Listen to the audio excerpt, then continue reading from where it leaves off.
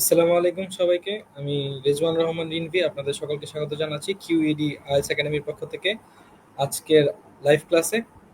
আজকে আমাদের লাইভ ক্লাসের টপিক হচ্ছে আইএলটিএস রাইটিং টাস্ক 1 এবং টাস্ক 2। আমরা আজকে হচ্ছে দুইটা টাস্ক 1 এবং দুইটা টাস্ক 2 সলভ করব। সো 23শে অগস্ট যেই আইএলটিএস টেস্ট আছে সেটাকে সামনে রেখে আমরা হচ্ছে আজকের আইএলটিএস এর দুইটা কোয়েশ্চেন সেট করেছি আপনাদের জন্য, এবং আমরা চেষ্টা করব আমাদের আজকের এই লাইভ ক্লাসে সেই কোয়েশ্চেনগুলোকে সলভ করার জন্য। সো আমরা হচ্ছে দেরি না করে আমরা শুরু করি। ফার্স্টে হচ্ছে আমরা টাস্ক 1টা দেখব। হচ্ছে টাস্ক 1 এর স্লাইডটা যদি শেয়ার করি এখানে ওদের সাথে।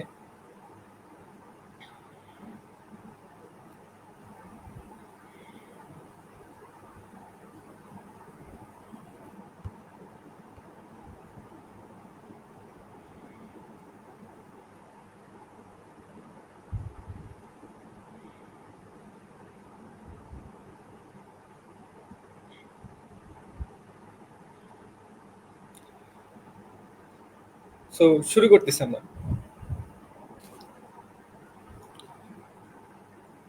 সো আমরা হচ্ছে ফার্স্টে টাস্ক 1 এর কোয়েশ্চেনটা দেখব। টাস্ক 1 এর কোয়েশ্চেন হচ্ছে ফার্স্ট আমরা একটা হচ্ছে ম্যাপ কে হচ্ছে ডেসক্রাইব করব। আমরা ম্যাপটা যদি একটু দেখি।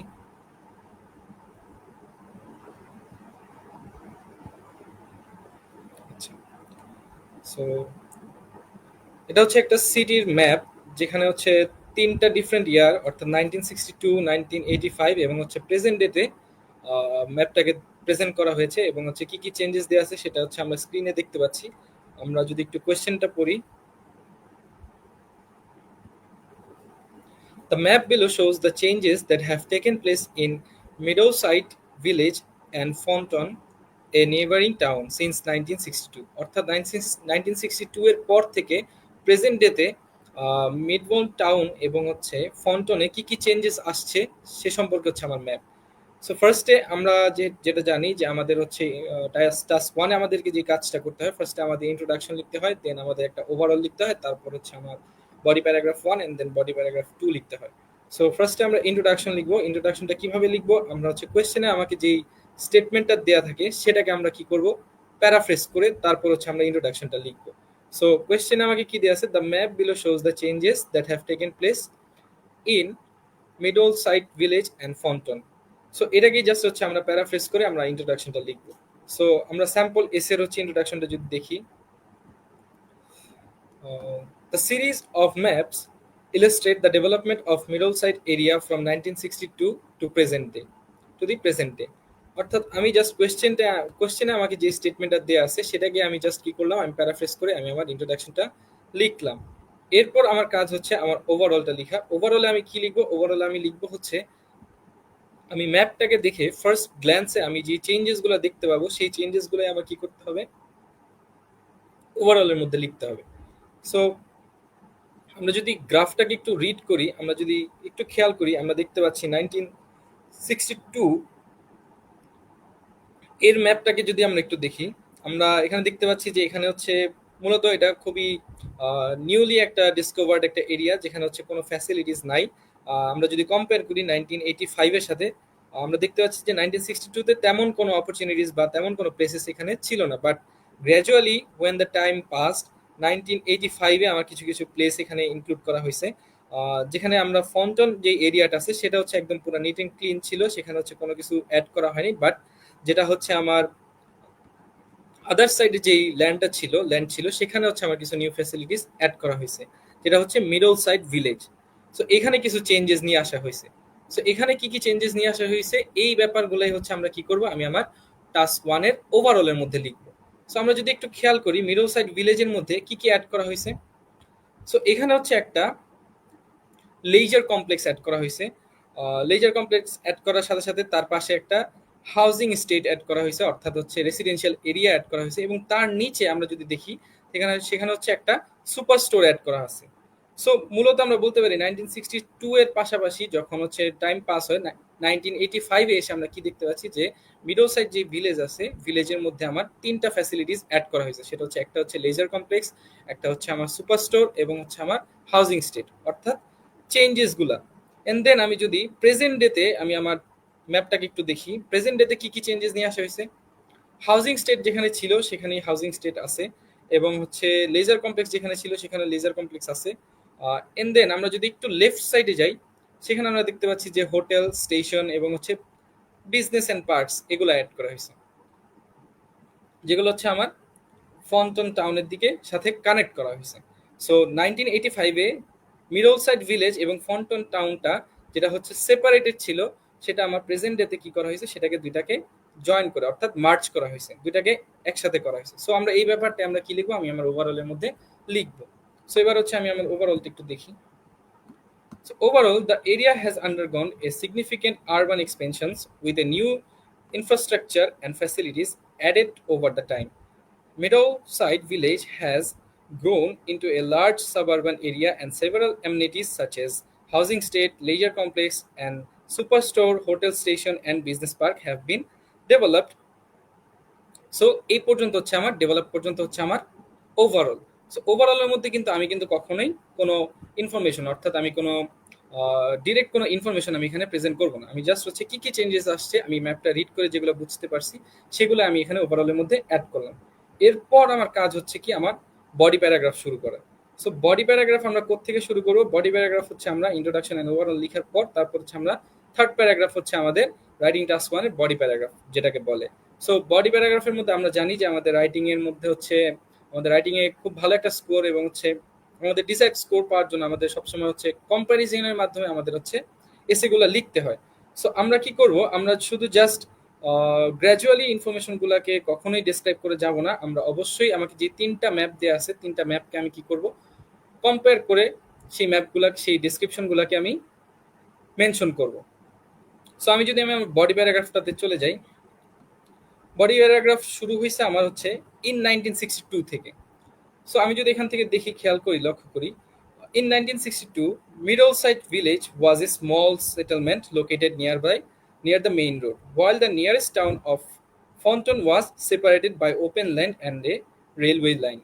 অর্থাৎ মিডলসাইড ভিলেজ এবং হচ্ছে ফন্টনের যে এরিয়াটা ছিল আমার, সে দুইটা কি ছিল, সেপারেটেড ছিল এবং হচ্ছে এখানে একটা কি ছিল, রেল লাইনের মাধ্যমে এই রোডটাকে কানেক্ট করা হয়েছিল।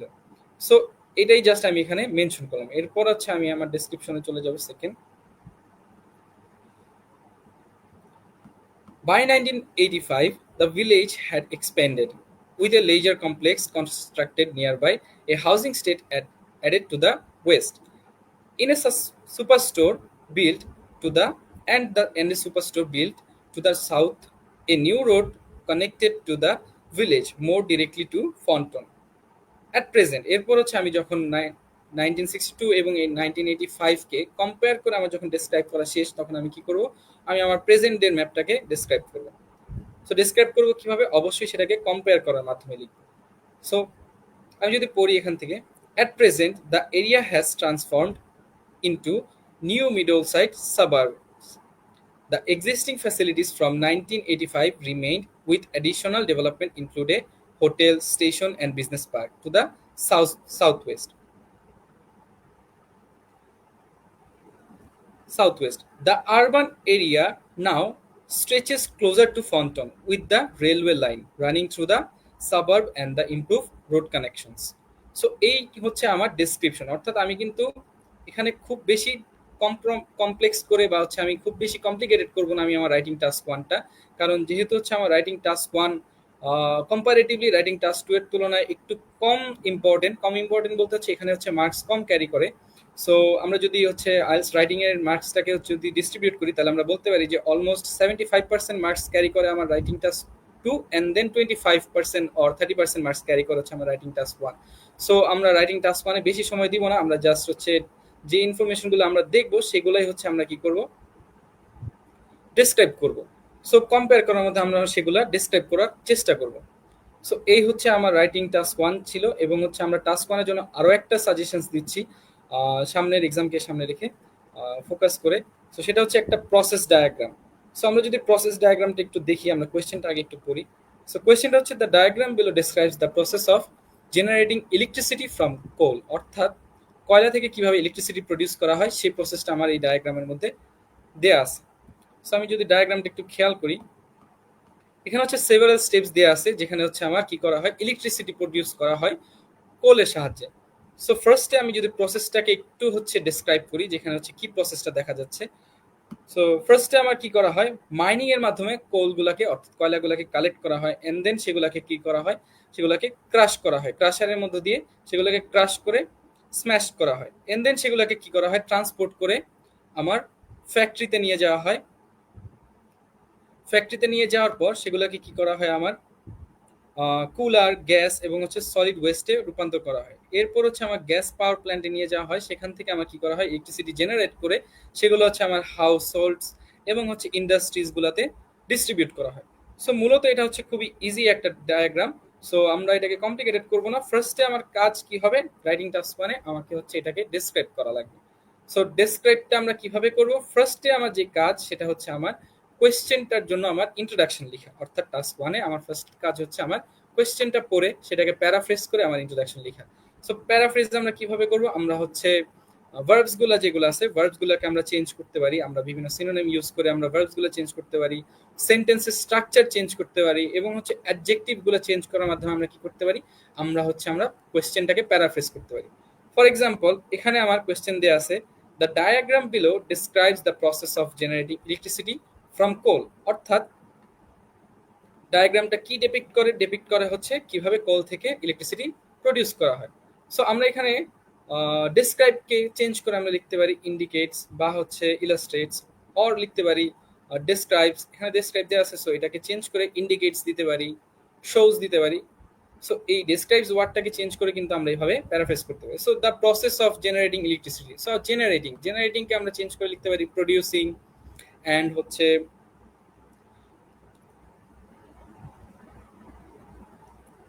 Electricity producing coal. সো এভাবে আমরা কি করব, কোয়েশ্চেনটাকে প্যারাফ্রেজ করে আমরা ইন্ট্রোডাকশনটা লিখব। সো আমি যদি আমার ইন্ট্রোডাকশন পার্টটাতে চলে যাই, সো ইন্ট্রোডাকশন পার্টটা যদি আমি পড়ি, এখানে দেখতে পাচ্ছি the diagram illustrates the process of generating electricity from coal, showing each steps from initiating or initial mining of coal from the final distribution of electricity to homes and industries. অর্থাৎ আমি এখানে কিছু করি নাই, আমি জাস্ট কি করছি, আমি আমার কোয়েশ্চেনটাকে প্যারাফ্রেজ করছি। সো প্যারাফ্রেজের জন্য আমি কি বললাম, যে আমার হচ্ছে নাউন গুলাকে, অ্যাডজেক্টিভ গুলাকে আমি আইডেন্টিফাই করে সেগুলাকে আমি চেঞ্জ করার মাধ্যমে, অর্থাৎ সেগুলার সিনোনিম ইউজ করার মাধ্যমে আমি কি করতে পারি, আমি ইন্ট্রোডাকশনটাকে চেঞ্জ করে লিখতে পারি। সো এরপর আমার কাজ হচ্ছে ওভারঅলটা লেখা। সো ওভারঅলটা আমরা কিভাবে লিখবো, ওভারঅল লেখার জন্য আমার কি করতে হবে, আমার হচ্ছে ডিরেক্টলি আমার কোয়েশ্চেনটাকে পড়তে হবে এবং কোয়েশ্চেনটাকে আমার অ্যানালাইজ করতে হবে। সো ওভারঅলে আমরা লেখার জন্য আমরা যে সকল টিপসগুলো দিয়ে থাকি আমি পার্সোনালি, যে ওভারঅলে হচ্ছে আমরা ফার্স্ট গ্ল্যান্স, অর্থাৎ প্রথম দেখায় আমরা যে সকল চেঞ্জেসগুলা বা মেজর ফ্যাক্টরসগুলো আমরা যেগুলো আমাদের চোখে পড়ে সেগুলাই হচ্ছে আমরা জাস্ট এখানে মেনশন করব। সো অলওয়েজ রিমেম্বার, আমরা কখনোই টাস্ক ওয়ানের ওভারঅলের মধ্যে কখনোই কোনো নাম্বারস, ফিগার্স বা কোনো পার্সেন্টেজ আমরা এখানে মেনশন করব না, কারণ এগুলা হচ্ছে আমরা বডি প্যারাগ্রাফগুলোতে মেনশন করব। সো ওভারঅলের দেওয়ার মূল উদ্দেশ্য হচ্ছে আমার রিডারকে, যিনি আমার খাতাটা রিড করবেন, তাকে একটা ক্লিয়ার একটা ধারণা দেয়া যে হচ্ছে আমি যে বিষয়টা ডিসক্রাইব করতেছি সেটা অ্যাকচুয়ালি কি রিলেটেড এবং হচ্ছে সেটাতে কি কি আই ক্যাচিং চেঞ্জেসগুলো আসছে সেগুলো হচ্ছে রিডারকে একটা ধারণা দেয়া। সো ওভারঅল লেখার মূল উদ্দেশ্য হচ্ছে এটা। আমরা কিন্তু কখনোই রিডারকে ওভারঅলের মধ্যে কোনো নাম্বারস বা ফিগার্স দিয়ে মেনশন করবো না, সেগুলো হচ্ছে আমরা অবশ্যই বডি প্যারাগ্রাফগুলোর জন্য রেখে দিব আমাদের কাছে। সো ওভারঅলটা যদি আমরা একটু দেখি, overall the process involves several stages including the extraction and processing of coal, its conversion into gas, electricity generation, and finally distribution of electricity, with some by-products produced at different points along the process. So আমি এখানে কি করলাম, আমি just হচ্ছে প্রসেসটাকে describe করলাম, অর্থাৎ the process involve several stages, বিভিন্ন প্রসেসটা হচ্ছে বিভিন্ন স্টেপসের মধ্যে দিয়ে যায় এবং হচ্ছে সেটা কি করা হয়, ফার্স্ট স্টেপটা কি ছিল আমার, কোল মাইনিং করা, এবং কোল মাইনিং করা সেটাকে হচ্ছে প্রসেস করা এবং সেটাকে গ্যাসে রূপান্তর করা, এন্ড দেন সেটাকে হচ্ছে ইলেকট্রিসিটি রূপান্তর করে সেটা হচ্ছে ডিস্ট্রিবিউট করার মাধ্যমে এই প্রসেসটা হচ্ছে একটা এন্ডিং সাইকেলের মধ্যে চলে আসে। সো এই হচ্ছে আমার ওভারঅল গেল। এরপর আমার কাজ হচ্ছে আমার বডি প্যারাগ্রাফটাতে চলে যাওয়া ডিরেক্টলি। সো আমরা বডি প্যারাগ্রাফে কি লিখবো, প্রসেস ডায়াগ্রাম হচ্ছে নিয়ে হচ্ছে আমাদের স্টুডেন্টদের মধ্যে বেশিরভাগ হচ্ছে ভয় কাজ করে, যে হচ্ছে প্রসেস ডায়াগ্রাম আসলে হচ্ছে আমরা কিভাবে প্রসেসটাকে ডেসক্রাইব করব, এটা নিয়ে অনেকের মাঝে হচ্ছে ভয় কাজ করে। সো আমি বলবো যে হচ্ছে এই ভয় কাজ বা ভয়টাকে হচ্ছে দূর করার একটা সহজ একটা বিষয় হচ্ছে যে এটাকে ইজি মনে করা। সো আমি পার্সোনালি যেটা মনে করি, আমার টাস্ক ওয়ানটা আমাদের জন্য কম্পারেটিভলি খুবই ইজি থাকে। আমাদের জাস্ট হচ্ছে ভিজুয়ালাইজড কিছু ইনফরমেশন দেওয়া থাকে, সেগুলো আমাদেরকে হচ্ছে ডিসক্রাইব করে লিখতে হয়। সো এটাকে হচ্ছে তেমন ভাবে কমপ্লিকেটেড করে দেখার তেমন কোনো কারণ আমি দেখি না। বাট আমি একটা সাজেস্ট করব যে আমরা যদি বাসায় প্র্যাকটিস করি তাহলে হচ্ছে আমি আশা করি যে হচ্ছে আমাদের গ্রাফ বা হচ্ছে আমাদের প্রসেস ডায়াগ্রাম আসুক বা ম্যাপ আসুক, সেটাতে আমাদের তেমন কোনো প্রবলেম হবে না। বাট ম্যাক্সিমাম স্টুডেন্ট হচ্ছে আমার ম্যাপ ডিসক্রাইব করার ক্ষেত্রে প্রবলেম শো করে বা হচ্ছে তারা ভয় পায় এই ম্যাপটা ডিসক্রাইব করতে। আমি পার্সোনালি আমি আমার স্টুডেন্টদের কাছ থেকে যেটা শুনতে পাইছি যে তারা হচ্ছে ঘাবড়ে যায় অনেকটা ম্যাপ ডিসক্রাইব করার ক্ষেত্রে। সো আমি বলবো যে আমরা বাসায় প্র্যাকটিস করি এবং ম্যাপ ডিসক্রাইব করার ক্ষেত্রে আমরা অবশ্যই ডিরেকশনগুলো ইউজ করব। আর প্রসেস ডায়াগ্রামের ক্ষেত্রে আমরা হচ্ছে firstly, secondly, after, and then secondly, finally, এই সকল ওয়ার্ডগুলো ইউজ করবো যাতে হচ্ছে সেটা আমার কোহেরেন্স অ্যান্ড কোহেশনের যে মার্কসটা আছে সেটা যাতে ক্যারি করতে পারি সেজন্য, অর্থাৎ সেন্টেন্সের লজিক্যাল ফ্লো মেনটেন করার জন্য আমরা কি করব, এগুলো হচ্ছে ইউজ করব। সো আমি যদি আমার বডি প্যারাগ্রাফে চলে যাই, সো বডি প্যারাগ্রাফ শুরু হয়েছে আমার হচ্ছে এখানের ইনিশিয়াল থেকে। So initially, coal is mined from the coal mine using the excavated techniques. From extracted, the coal is crushed into the smaller pieces to facilities further processing. And then the crushed coal is then transported to a gasifier, where it is converted into gas. During the conversion, some solid waste is produced as byproduct. The gas produced in a gaslighter gasifier is then sent to the gasified power plant, where it is burned to generate electricity. At this point, at this stage, heat is released as a waste energy. And then finally, the electricity generated at the power plant is transmitted through the power grind and distributed to residential homes and industrial facilities, where it is used for various purposes, completing the electricity process, electricity generating process. So এখানে যদি আমি একটু খেয়াল করি, আমি যেটা suggest করব যে এখানে আমরা যদি একটু দেখি যে রেসিডেন্সিয়াল হোমস, এখানে আমি কিন্তু কিছু কিছু ওয়ার্ড গ্রাফে আমাকে যেভাবে প্রেজেন্ট করা হয়েছিল সেগুলোকে আমি প্যারাফ্রেজ করে অর্থাৎ সিনোনিম ইউজ করার মাধ্যমে এখানে ডেসক্রাইব করছি।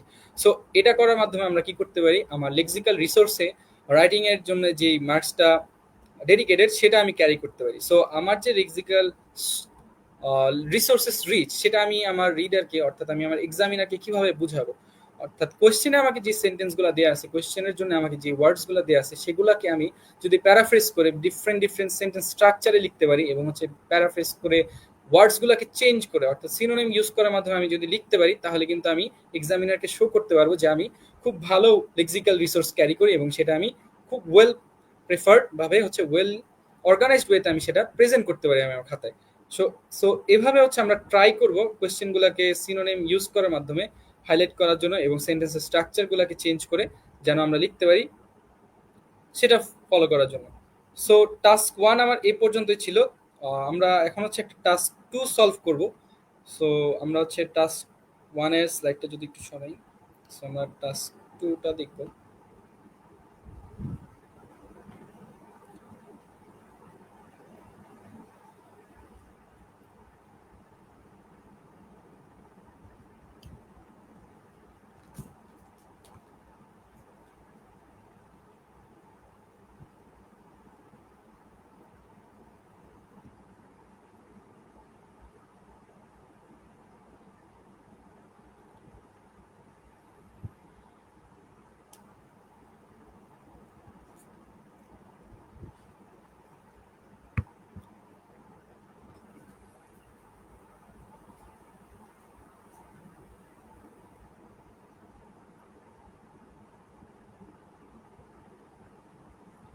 সো টাস্ক টু,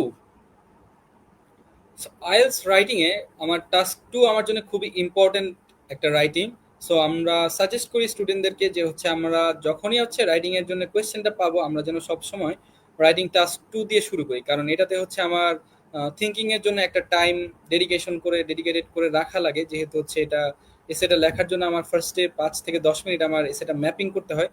সো সেক্ষেত্রে আমার যাতে আমি যদি খুব ক্লিয়ার মাইন্ডে যেন আমি লিখতে পারি সেজন্য আমার হচ্ছে ফার্স্টে আমার রাইটিং টাস্ক টু অ্যান্সার করাটা বেটার। বাট আমার যদি খুব ওয়েল অর্গানাইজ ভাবে আমি যদি লিখতে পারি, আমার যদি লেখার অভ্যাস বা আমার রাইটিং ক্যাপাবিলিটি যদি খুব ভালো থাকে তাহলে হচ্ছে সেটা স্টুডেন্টের উপর প্রেফার করে যে সে কিভাবে লিখবে। সো আমরা কোয়েশ্চেনে চলে যাই।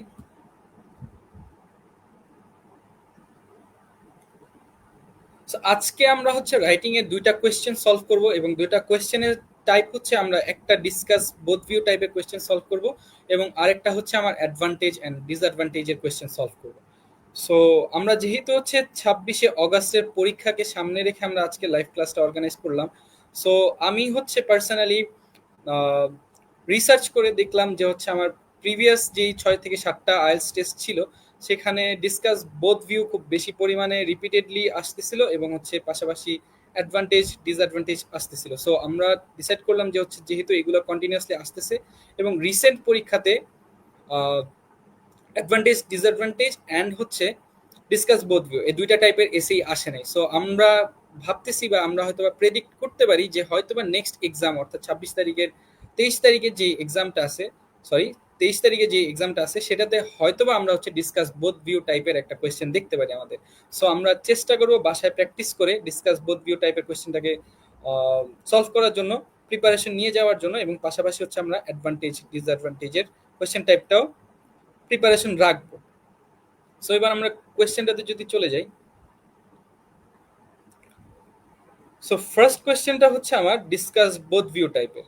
সো কোয়েশ্চেনটা যদি আমি একটু পড়ি, some people think that government should ban dangerous sports while others think that people should have freedom to do any sports or activities. Discuss both views or give your opinion. Write at least 250 words. So এখানে যদি আমি কোয়েশ্চেনটাকে একটু ভালো করে পড়ি, so এখানে আমার মূল কথাটা কি হচ্ছে যে some people believe that government should ban dangerous sports while others believe that banning government should ban dangerous sports while others think that people should have freedom to do any sports or activities. Discuss both views and give your opinion. অর্থাৎ আমাকে হচ্ছে দুইটা ভিউকেই present করতে হবে এবং এন্ডে যে হচ্ছে আমার কি করতে হবে, আমার নিজের ডিসিশনটা আমার সেখানে প্রোভাইড করতে হবে। সো দুইটা ভিউ প্রেজেন্ট করার জন্য আমার আগে হচ্ছে দুইটা পার্সপেক্টিভ থেকে আমাকে বুঝতে হবে যে হচ্ছে কেন গভর্নমেন্ট হচ্ছে ব্যান করা উচিত, এটার পক্ষে হচ্ছে কিছু মানুষ হচ্ছে সাপোর্ট করে এবং আদার সাইডে যে স্টোরিটা আছে সেটা হচ্ছে কি যে মানুষকে হচ্ছে ফ্রিডম দেওয়া উচিত, অর্থাৎ people should have freedom to do any sports or activities. So কেন এটার পেছনে কি পার্সপেক্টিভ থাকতে পারে সেটা নিয়ে হচ্ছে আমরা আলোচনা করব। সো ফার্স্টে আমার যে কাজ সেটা হচ্ছে কি আমার কোয়েশ্চেনটাকে অ্যানালাইজ করে আমার কি পয়েন্টসগুলো, অর্থাৎ আমি আমার এসেটাকে সাজাবো কিভাবে, অর্থাৎ আমি আমার এসেতে কি কি পয়েন্টস লিখবো সেটা আমার নোট ডাউন করে লিখতে হবে। সো আমি যদি একটু চিন্তা করি যে গভর্নমেন্টস পিপল কেন সাপোর্ট করে, অর্থাৎ কিছু মানুষ কেন সাপোর্ট করে গভর্নমেন্টের ডেঞ্জারাস স্পোর্টস অ্যান্ড অ্যাক্টিভিটিসগুলোকে ব্যান করে দেওয়ার জন্য। সো আমরা যদি একটু ব্যাকগ্রাউন্ডে যে হচ্ছে চিন্তা করি যে ডেঞ্জারাস স্পোর্টস অ্যান্ড অ্যাক্টিভিটিস বলতে কি বোঝায়, যেমন হচ্ছে আমরা বলতে পারি রেসলিং বলতে পারি, ফাইটিং যে সকল গেমসগুলো আছে সেগুলা, যেমন F1 রেসিং অনেক সময় হচ্ছে খুবই প্রাণঘাতী হতে পারে, যে কোনো ফেটাল অ্যাক্সিডেন্টের কারণে খুবই গুরুতর অর সিভিয়ার ইনজুরিস হতে পারে। সো এটার পক্ষ থেকে হয়তোবা কিছু মানুষ ক্লেম করতে পারে যে ডেঞ্জারাস যে সকল স্পোর্টস অ্যাক্টিভিটিসগুলো আছে সেগুলাকে যেন ব্যান করে দেওয়া হয় গভর্নমেন্টের পক্ষ থেকে। সো এইগুলা হচ্ছে পয়েন্ট। সো কি কি পয়েন্ট থাকতে পারে, আমরা কি কি পয়েন্ট নিয়ে লিখতে পারি। সো ফার্স্টে আমি এমনটা ভাবতে পারি যে ব্যানিং স্পোর্টস কি করতে পারে, সিরিয়াস যে সকল ইনজুরিসগুলো আছে, যেটা আমি প্রিভিয়াসলি মেনশন করলাম যে F1 রেসিং অর রেসলিং এর মাধ্যমে মানুষ কি হয় সিভিয়ারলি ইনজুর্ড হয়ে যায়।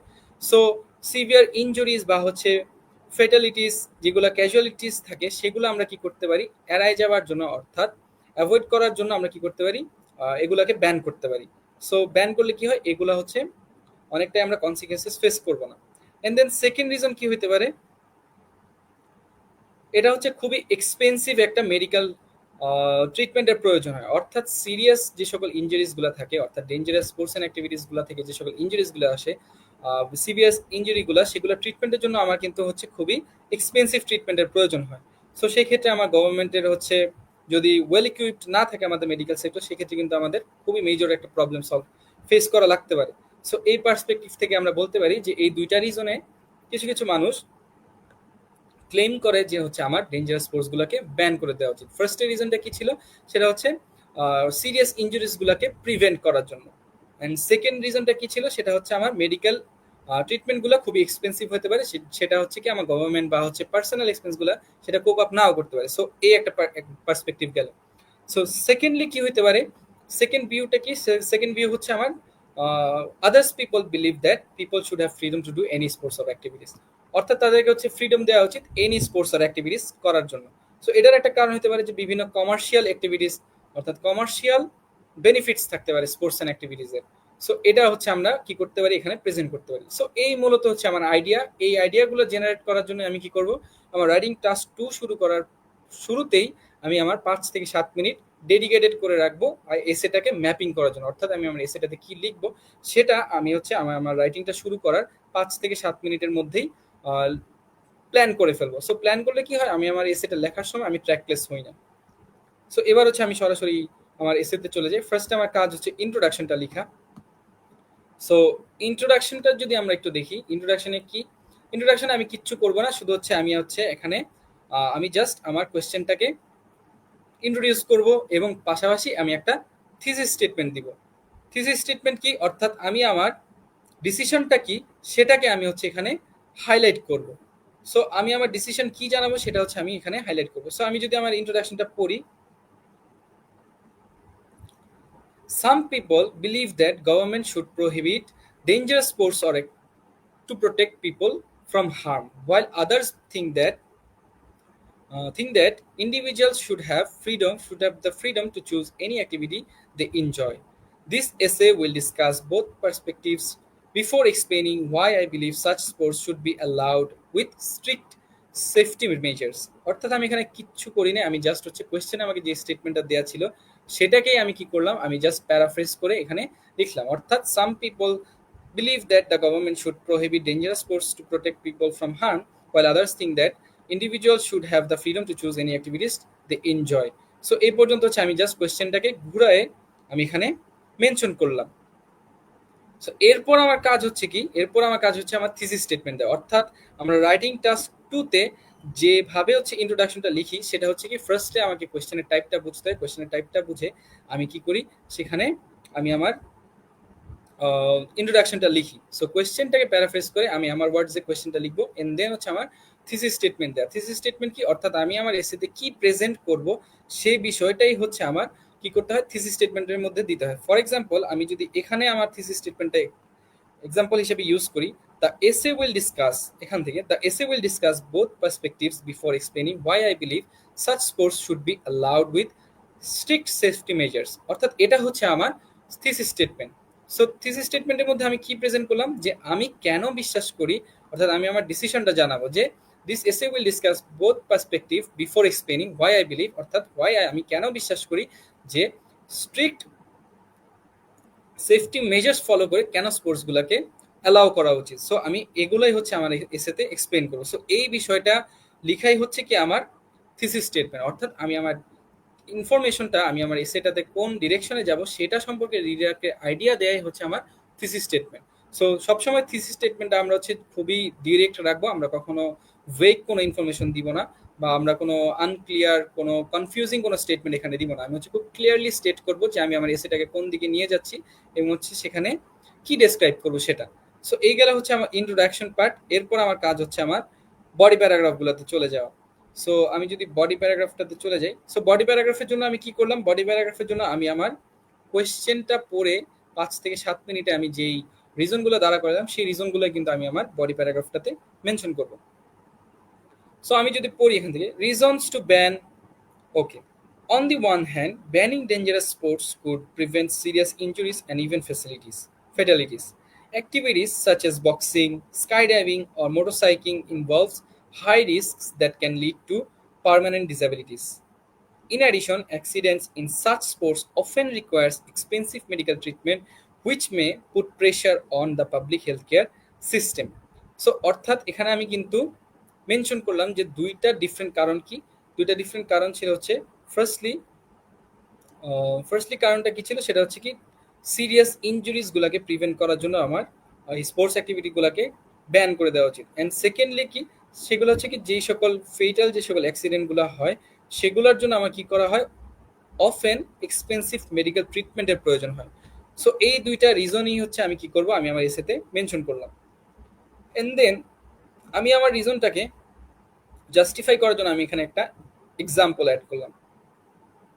এক্সাম্পলটা কি? For example, the statistics from the UK show that adventure sports injuries adventure sports injuries cost millions in hospital care annually. অর্থাৎ আমি এখানে মেনশন করলাম যে কেন হসপিটাল কেয়ারগুলোর মেডিকেল ট্রিটমেন্টগুলো এই সিরিয়াস ইঞ্জুরিগুলো কেন খুবই এক্সপেন্সিভ, সেটা আমি এখানে একটা স্ট্যাটিস্টিক্যাল ইনফরমেশন দিয়ে মেনশন করলাম।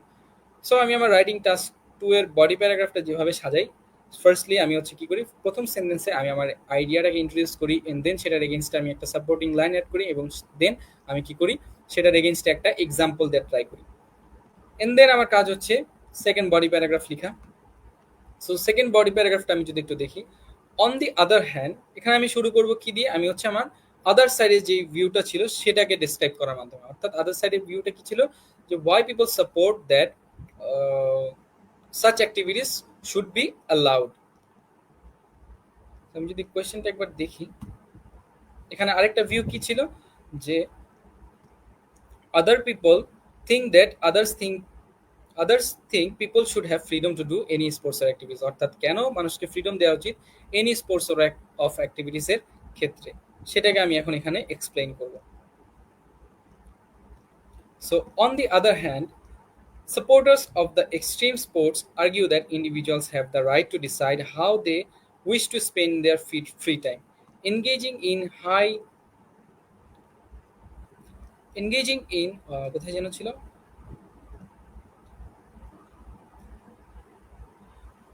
engaging in high adrenaline activities can build, encourage, improve physical fitness and provide a sense of achievement. So এখানে আমি মেনশন করলাম কি, যে আমার কনফিডেন্স এবং হচ্ছে সেলফ অফ কনফিডেন্স এবং অ্যাচিভমেন্টগুলা কে এক্সপ্লোর করার জন্য আমার কি করা উচিত, ফ্রিডম দেওয়া উচিত এনি স্পোর্টস অর অ্যাক্টিভিটিস এর ক্ষেত্রে। এন্ড দেন মোর ওভার দিয়ে আমি এখানে আমার সেকেন্ড রিজনটা অ্যাড করতে পারি, many countries benefit economically from activities from sports tourism. For instance, new Zealand attracts thousands of tourist every year for bungee jumping and mountain climbing, generating significant revenue and employment opportunities. অর্থাৎ আমি এখানে কি করলাম, আমি আমার example দেওয়ার মাধ্যমে আমি আমার স্টেটমেন্টটাকে জাস্টিফাই করলাম যে কেন ট্যুরিজম অ্যাক্টিভিটিসগুলো ইকোনমিক্যালি বেনিফিট দেয় আমার যে কোনো একটা দেশকে, সেটা আমি এখানে এক্সাম্পল দিয়ে, অর্থাৎ নিউজিল্যান্ডের এক্সাম্পল দিয়ে সেটা আমি এখানে প্রেজেন্ট করলাম। সো এই গেল হচ্ছে আমার first view and then second.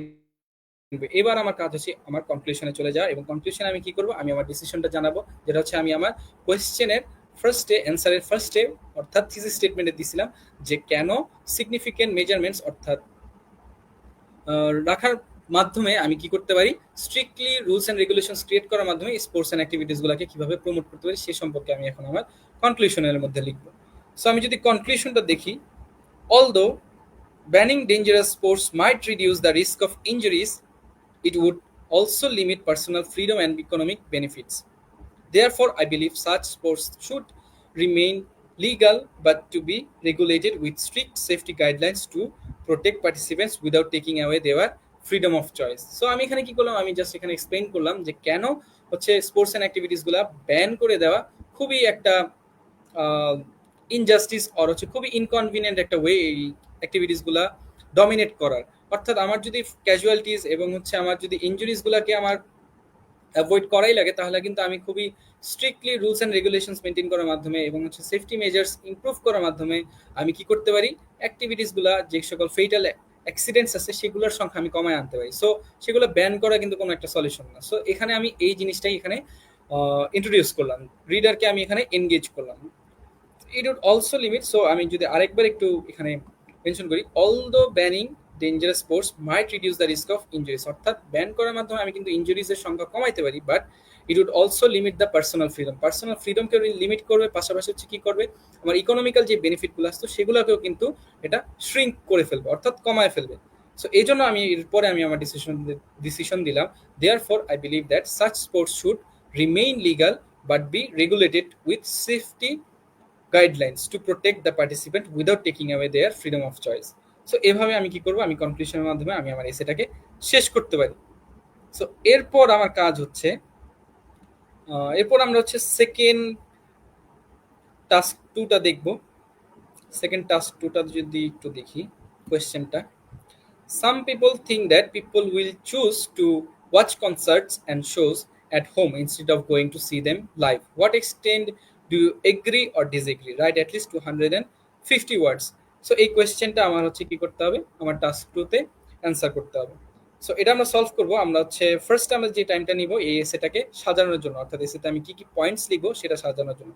So আমি হচ্ছে 5 থেকে 7 মিনিট হচ্ছে নিব। এটা হচ্ছে আপনাদের সাজানোর জন্য। আমরা যারা লাইভে যুক্ত আছি তারা হচ্ছে একটু এটার এগেইনস্টে কিছু কি কি পয়েন্ট লিখা যায়, অর্থাৎ এর কি কি অ্যাডভান্টেজ থাকতে পারে, অর্থাৎ কনসার্টস অ্যান্ড লাইভ শোজ গুলা বাসায় বসে দেখার মাধ্যমে, আর হচ্ছে instead of going to see them live, অর্থাৎ লাইভ দেখার পরিবর্তে আমরা যদি সেগুলো বাসায় বসে দেখি তার কি কি বেনিফিটস থাকতে পারে অথবা কি কি ডিসঅ্যাডভান্টেজ থাকতে পারে সেগুলো হচ্ছে আমরা পয়েন্ট আউট করবো, এবং দেন হচ্ছে আমরা এটার রাইটিং টাস্কটা করবো। সো আমরা হচ্ছে 5 মিনিটের জন্য হচ্ছে প্রিপারেশনটা নেই, এন্ড দেন আমরা হচ্ছে শুরু করবো। আমরা পয়েন্টস গুলো একটু নোট ডাউন করি।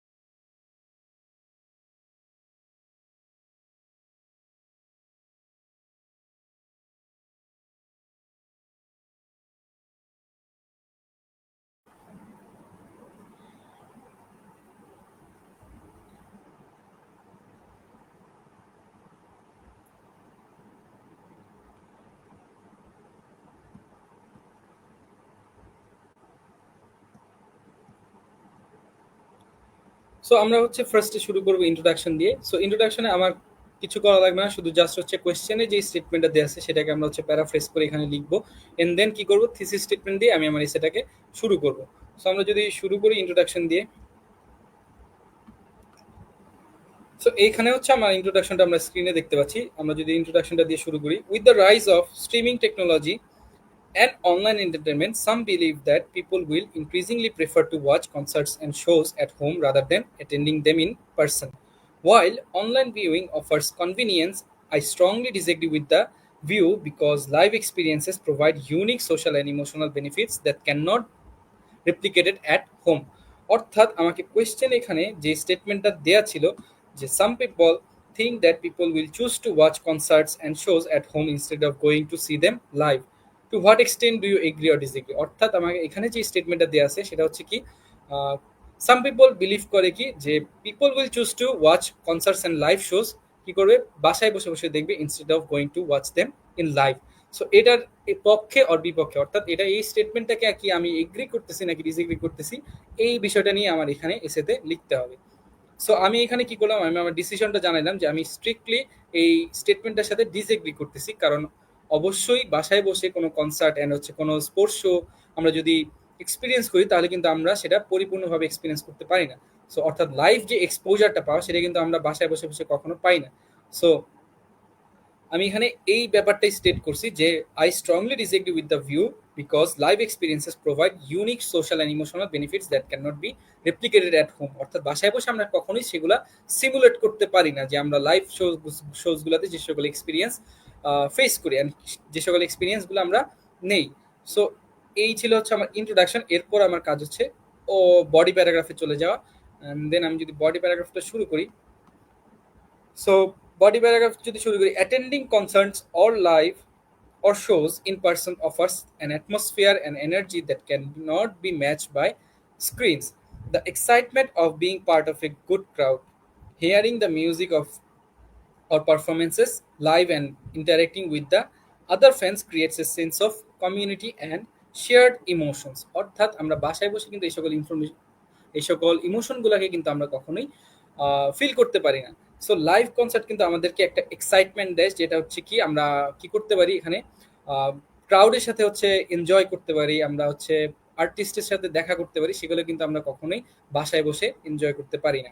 সো এখানে আমি এক্সাম্পল হিসেবে একটা এক্সাম্পল অ্যাড করছি, সেটা হচ্ছে কি, for example music festivals often leave attendance with lasting memories and stronger connections to the performers and fellow audience members. অর্থাৎ আমার এখানে কি মেনশন করলাম যে হচ্ছে আমরা যখন লাইভ কনসার্টগুলো অ্যাটেন্ড করি তখন কিন্তু আমাদের একটা অপরচুনিটি থাকে যে হচ্ছে আমরা আর্টিস্টের সাথে দেখা করতে পারি, তার যে সকল আদার যে সকল ফ্যান্স আছে আমরা তাদের সাথে মিট করতে পারি, এবং হচ্ছে কি করতে পারি আমরা লাইভ এনজয়টা শোটা আমরা কি করতে পারি, এনজয় করতে পারি।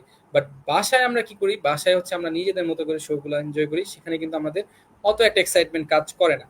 সো এটাই হচ্ছে আমার মেইন পয়েন্ট ছিল আমার ফার্স্ট বডি প্যারাগ্রাফে। এরপর আমি কি করবো, আমি আমার সেকেন্ড ভিউ পয়েন্টে চলে যাবো যে কেন আমি এটার সাথে কোয়েশ্চেনের স্টেটমেন্টের সাথে স্ট্রংলি ডিসএগ্রি করলাম। সো সেকেন্ড বডি প্যারাগ্রাফটা আমি যদি একটু দেখি, while watching at home is convenient and often cheaper, it cannot reproduce the full experience. The sound quality, visual effects, and emotional engagement are usually inferior, and people miss out on social interactions. Moreover, some performances are designed specifically for live audience, and streaming may fail to capture their true essence. So এখানে আমি যে বিষয়টা mention করলাম সেটা হচ্ছে কি, যে কিছু কিছু বিষয় থাকে যেগুলো হচ্ছে আমার শুধুমাত্র লাইভ এক্সপিরিয়েন্সের জন্যই হচ্ছে ক্রিয়েট করা হয়। ফর এক্সাম্পল হিসেবে আমি যদি বলি যে আমরা হচ্ছে কখনো কোনো কনসার্টসে গেলে আমরা যদি দেখি যে আমরা বাসায় বসে যদি টিভিতে কোনো কনসার্ট এনজয় করি এবং পাশাপাশি আমরা যদি সেটাকে কম্পেয়ার করি আমাদের লাইভ এক্সপিরিয়েন্স করা কোনো কনসার্টের সাথে, তাহলে কিন্তু আমরা ডেফিনেটলি বলতে পারি বাসায় বসে এক্সপিরিয়েন্স করা থেকে ফার বেটার হচ্ছে আমার লাইভ এক্সপিরিয়েন্সগুলো নেওয়া। সো এটা একটা হইতে পারে কনসার্টের ক্ষেত্রে, এবং আরেকটা এক্সাম্পল হইতে পারে সেটা হচ্ছে কি স্পোর্টসের ক্ষেত্রে। ফর এক্সাম্পল আমরা বাসায় বসে ওয়ার্ল্ড কাপ লাইভ দেখলে আমরা হচ্ছে যে পরিমাণ এক্সাইটমেন্ট ফিল করব, আমরা যদি সেটাকে কম্পেয়ার করি স্টেডিয়ামে বসে অর্থাৎ অ্যাডিলেডস বা হচ্ছে লর্ডসে বসে যদি আমরা হচ্ছে কোনো লাইভ ম্যাচ দেখি, ক্রিকেট ওয়ার্ল্ড কাপ দেখি, তাহলে আমাদের এক্সাইটমেন্টের লেভেলটা যদি আমরা কম্পেয়ার করি তাহলে কিন্তু আমরা খুব ইজিলি বুঝতে পারি যে আমাদের কি পরিমাণ ফ্লাকচুয়েট করতেছে বাসায় বসে কোনো একটা স্পোর্টস শো এনজয় করা আর হচ্ছে লাইভে যে হচ্ছে কোনো একটা স্পোর্টস শো বা কনসার্ট এনজয় করা। সো এভাবে কম্পেয়ার করে কি করতে পারি, আমি কিন্তু এই এক্সাম্পলগুলো আমি আমার স্যাম্পল এসেতে ইনক্লুড করতে পারি। সো এই হচ্ছে আমার সেকেন্ড বডি প্যারাগ্রাফ ছিল। এরপর আমার কাজ হচ্ছে কনক্লুশন দিয়ে আমি আমার এসেটাকে শেষ করে দিব। সো কনক্লুশনটা যদি আমি একটু দেখি, in although home viewing is convenient, I strongly believe that people will continue to attend live concerts and shows because of the unique experiences they provide. Technology may complement live events, but it cannot replace them entirely. অর্থাৎ বাসায় বসে বসে sports show and হচ্ছে কনসার্টগুলা enjoy করা obviously convenient and হচ্ছে আমার কি cost friendly, but সেটা কিন্তু আমাকে কমপ্লিটলি এক্সপোজার দিতে পারে না আমার যে এক্সপিরিয়েন্সটা আছে সেটার থেকে। সো আমি কি করলাম, আমি আমার স্টেটমেন্টটাকে এখানে জাস্টিফাই করলাম এবং হচ্ছে এখানে স্টেট করলাম যে কি কি কারণে হচ্ছে লাইভ এক্সপিরিয়েন্সগুলো বেটার এবং লাইভ এক্সপিরিয়েন্সগুলো কেন আমি পার্সোনালি প্রেফার করি। অর্থাৎ যেহেতু এসেটা আমি প্রিপেয়ার করছি সেই জন্য কি করছি, আমি আমার ডিসিশনগুলো এখানে হাইলাইট করছি। বাট আমরা যদি অন্য একটা পার্সপেক্টিভ থেকে লিখি যে হচ্ছে বাসায় বসে বসে দেখা কেন আমি সাপোর্ট করি, আমি কিন্তু সেগুলোর এগেনস্টে আমি আমার পয়েন্টসগুলো দিয়ে এসেটাকে লিখতে পারি। সো নট নেসেসারিলি যে হচ্ছে কোনো একটা ভিউকে প্রেজেন্ট করা লাগবে, আমি আমার কনভিনিয়েন্ট অনুযায়ী অর্থাৎ যে স্টেটমেন্টটাকে ডিফেন্ড করা আমার জন্য ইজি, আমার জন্য কনভিনিয়েন্ট, আমি কিন্তু অবভিয়াসলি সেই স্টেটমেন্টটাকেই সাপোর্ট করব এবং সেই যে অনুযায়ী আমি আমার এসেটাকে প্ল্যান করব। সো এই ছিল হচ্ছে আমার আজকের রাইটিং টাস্ক 2। সো আমরা হচ্ছে চেষ্টা করেছি তোমাদের জন্য একটা মডেল এসে দাঁড়া করানোর জন্য। আমরা আজকে ২টা রাইটিং টাস্ক 1 এবং ২টা রাইটিং টাস্ক 2 দেখলাম। সো আমরা হচ্ছে চেষ্টা করব ২৩শে অগাস্টে যে আইএলটিএস এক্সামটা আছে সেটার জন্য আমরা ম্যাপ এবং ডায়াগ্রামটা দেখে যাওয়ার জন্য। কারণ লাস্ট ৩ থেকে ৭টা টেস্ট আমি কোয়েশ্চেনগুলোকে অ্যানালাইজ করে আমি যা দেখলাম যে হচ্ছে সেখানে আমার ম্যাপ এবং হচ্ছে প্রসেস ডায়াগ্রাম আসে নাই। সো হাই চান্সেস আছে যে হচ্ছে নেক্সট এক্সামটাতে আমার ম্যাপ অথবা প্রসেস ডায়াগ্রাম আসা। সো সেটাকে লক্ষ্য রেখে আমরা হচ্ছে আজকে ম্যাপ এবং প্রসেস ডায়াগ্রাম ডেসক্রাইব করা শিখলাম এবং হচ্ছে আমরা চেষ্টা করলাম তোমাদের কাছে এই ব্যাপারটা প্রেজেন্ট করার জন্য এবং আশা করি তোমরা এটা থেকে বেনিফিটেড হবা এবং প্রিপারেশন নিয়ে আমরা হচ্ছে এক্সাম হলে যাব এবং আমরা টাস্ক 2 এর জন্য ডিসকাস বোথ ভিউ এবং অ্যাডভান্টেজ ডিসঅ্যাডভান্টেজ দেখে যাব এবং পাশাপাশি আদার্স যেগুলো আছে কজ এফেক্ট সলিউশন এটাও আমরা হচ্ছে দেখে যাব পরীক্ষার জন্য। সো ধন্যবাদ সবাইকে এতক্ষণ সাথে থাকার জন্য। আহ, আশা করি তোমরা ক্লাসটা আজকে এনজয় করতে পেরেছো এবং আমরা চেষ্টা করব আমরা নেক্সট ক্লাসগুলোতে ইম্পর্টেন্ট টপিক এবং হচ্ছে যেগুলো হচ্ছে রিলেভেন্ট আমার এক্সামের জন্য সেগুলো তোমাদের জন্য নিয়ে আসার জন্য। সো সকলকে ধন্যবাদ জানাচ্ছি এতক্ষণ সাথে থাকার জন্য। আমি রেজওয়ান রহমান রিনভি কিউএডি আইএলটিএস একাডেমির পক্ষ থেকে এতক্ষণ তোমাদের সাথে ছিলাম আমাদের রাইটিং ক্লাসের জন্য। সো ধন্যবাদ সবাইকে এতক্ষণ সাথে থাকার জন্য। দেখা হবে পরবর্তী ক্লাসে। আসসালামু আলাইকুম।